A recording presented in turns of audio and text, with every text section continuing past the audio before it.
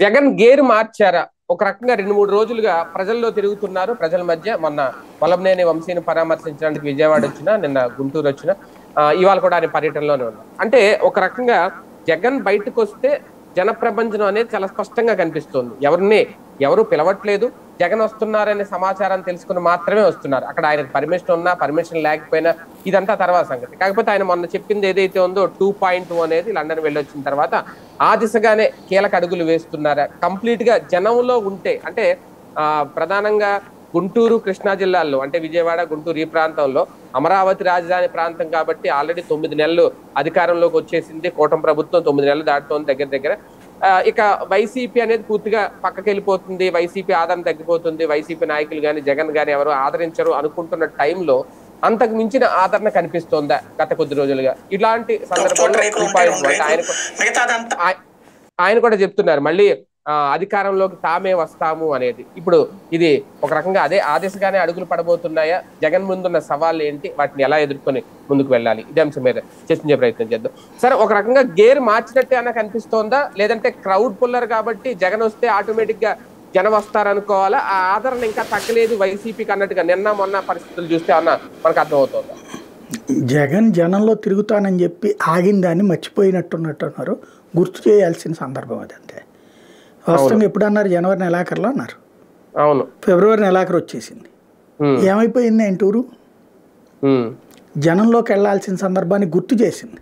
ఇక్కడ మనం ఏదో ప్రభుత్వ కార్యాలయం ఉద్యోగిలాగా పొద్దున వెళ్దాం సాయంత్రం వచ్చేద్దాం, రైల్వే స్టేషన్లో ఉన్నటువంటి టీసీ గారి లాగా ఈ టైం నుంచి ఈ టైంలో వరకే ఉంటాం మనం అనుకునేటటువంటి రాజకీయం జగన్ది. ఈవెన్ తను ముఖ్యమంత్రిగా ఉన్నప్పుడు కూడా టైమింగ్స్ పాటించేవాడు, పొద్దున వెళ్తాం సాయంత్రం. ఇప్పుడు కూడా ప్రతిపక్ష నాయకుడిగా ఉన్నప్పుడు కూడా శుక్రవారం సెలవు నుంచి వెళ్ళిపోయి సోమవారం దాకా సెలవు తీసుకుని మంగళవారం వస్తుంటాడు ఆయన. అదొక గవర్నమెంట్ ఎంప్లాయీ తరహా మనస్తత్వం అయిపోయింది. రాజకీయాల్లో అది జాలదు. అయితే మేబీ ఇప్పుడు వచ్చి ఏం చెయ్యాలి అనుకుని ఉంటుండొచ్చు, అప్పుడప్పుడు ఊపు తెప్పిస్తుంటే సరిపోతుంది. అంటే దాన్ని ఏమంటారంటే టెంపర్ అట్లా జనంలో ఉంచుతుంటే చాలు అనే రూట్లో సాగుతుంది. ఒకటి, జగన్కి ఆదరణ తగ్గిపోయింది, ఇవన్నీ వినడానికి బాగుంటాయి. వెరీ సింపుల్ లాజిక్ ఏంటంటే 2010 సంవత్సరం అప్పుడు పార్టీ పెట్టాడు, అంతే కదా.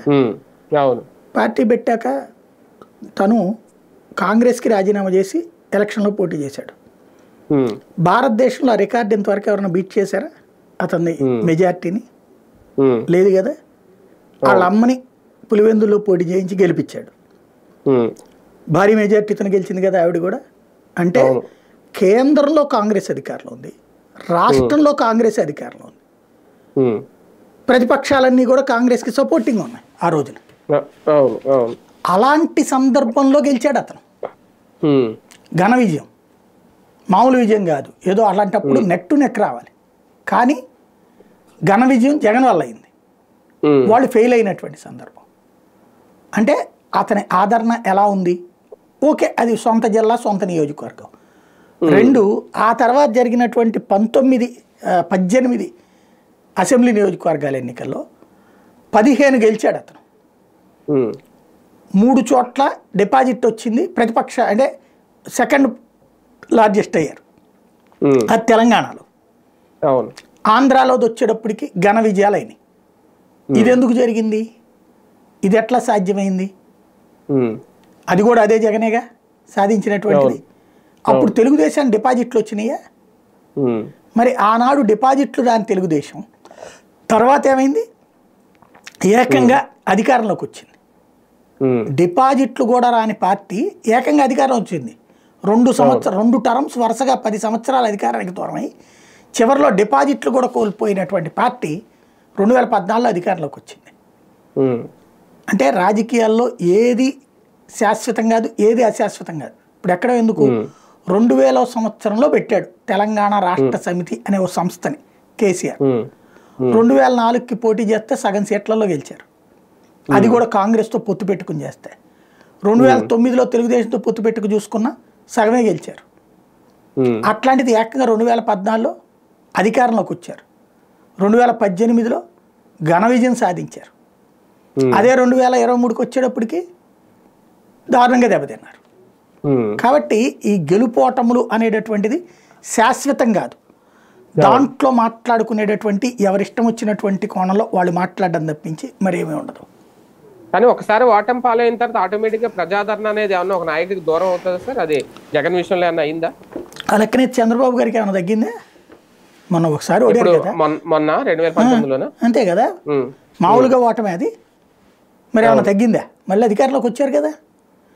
అప్పుడు వైసీపీ వాళ్ళు ఏమనేవాళ్ళు, ఇంకా అయిపోయింది తెలుగుదేశం పని, ఇక లేదు జీవితం అన్నారు కదా.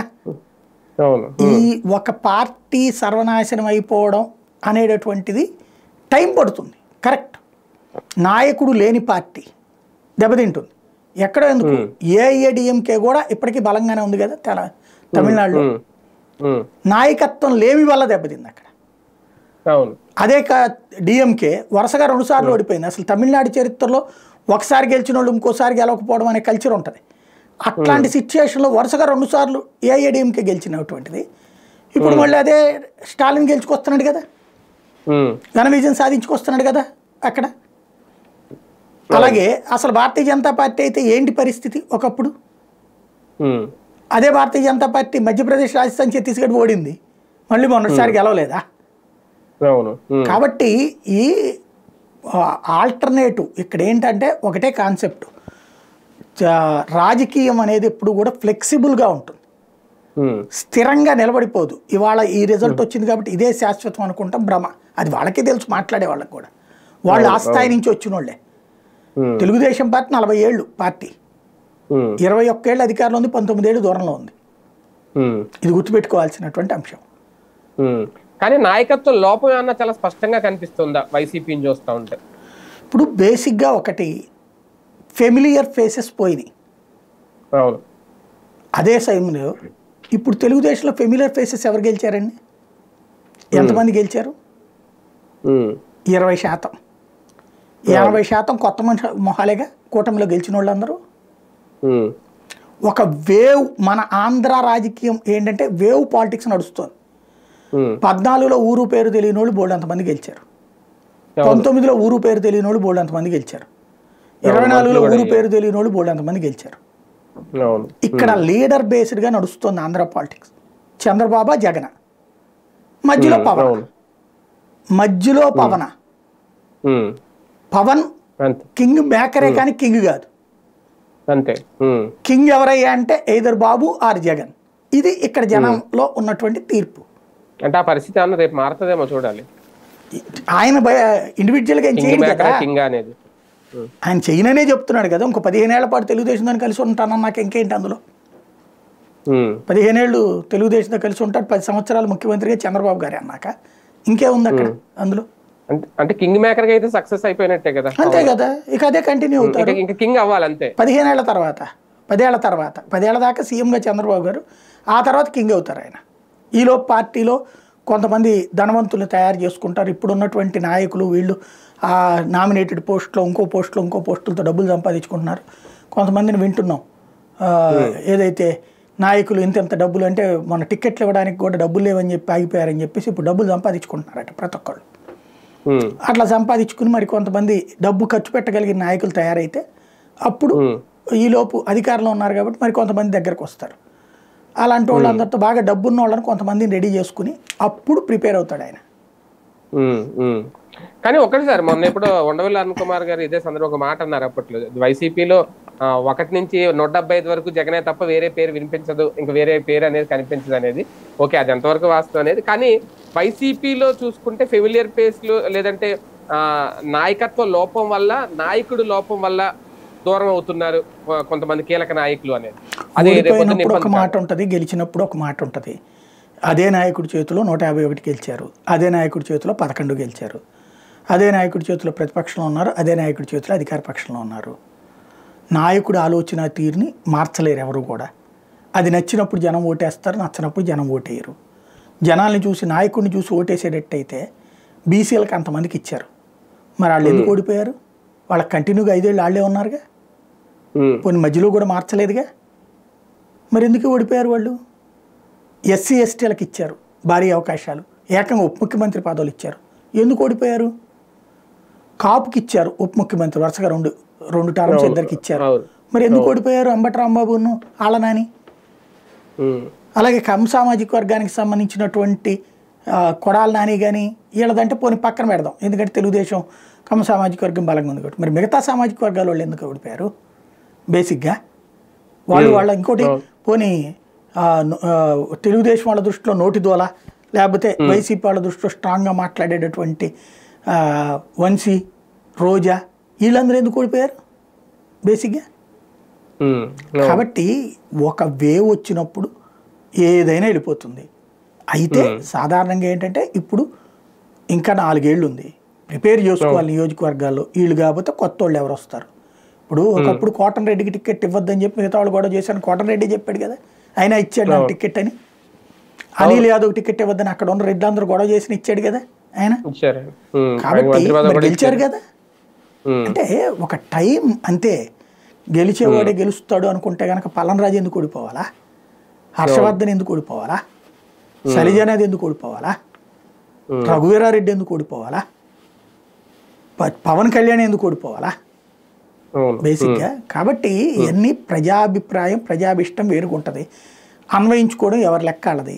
ఒకటే ఏంటంటే మనకి జరుగుతున్నది రెండే, ప్రో ఆర్ యాంటీ.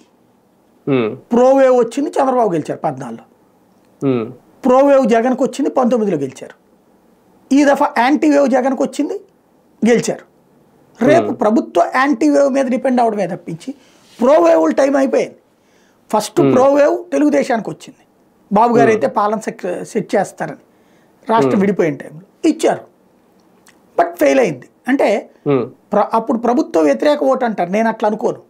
అప్పుడు జగన్ అనుకూల ఓటు, జగన్ అనేటువంటి వాడికి ఒకసారి ఛాన్స్ ఇస్తే ఎట్లుంటుంది అనేటు పాదయాత్ర చేశాడు కాబట్టి అనుకూల ఓటు అది.